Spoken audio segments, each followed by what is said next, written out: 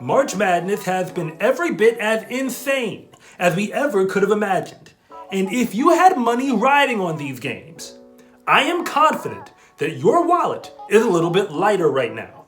Through the end of the first weekend, it is clear that almost everything we thought we knew about college basketball isn't true.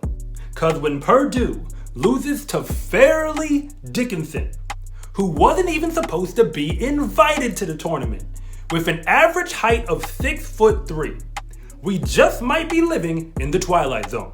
But with 52 of 68 teams already eliminated, it is clear that fans have been lied to. So here is the truth about what is really going on in college basketball. Lie number one, small schools cannot play with the big schools, because almost everyone assumed that Fairleigh Dickinson, Princeton, and even Furman had no chance of winning their first round games. But they call it madness for a reason, because those schools literally took down the Giants. Purdue, Arizona, and Virginia are all programs that historically get top 50 recruiting classes year in and year out.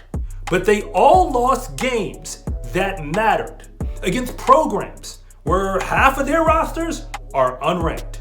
You can think of these games like David and Goliath if you want to. But remember, David beat Goliath for a legitimate reason. David might have been an underdog to everyone else, but he actually believed he was going to win. He might have been smaller, but he was more agile, and he even used different weapons than Goliath did in order to take him down.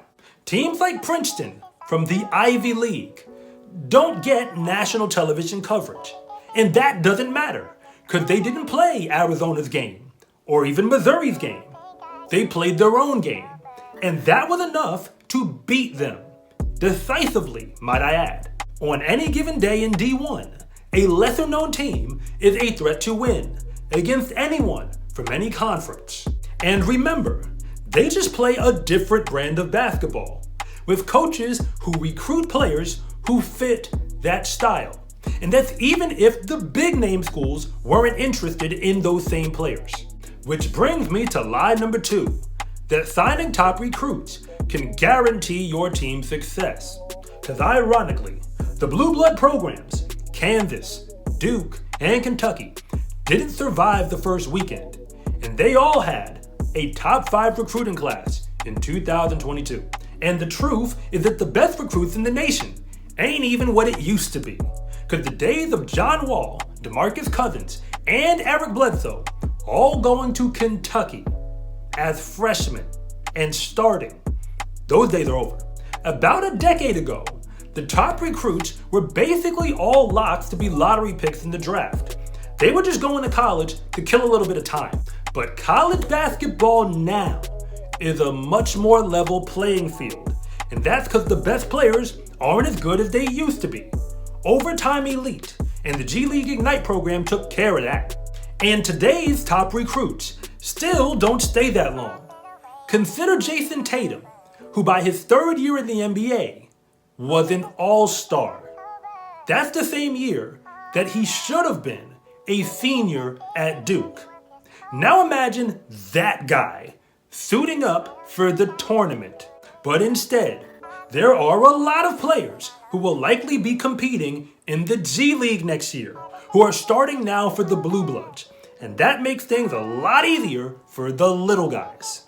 And lie number 3 is that basketball players outside of D1 can't play with those who are. Because all of these little guys are just players who were overlooked for some reason.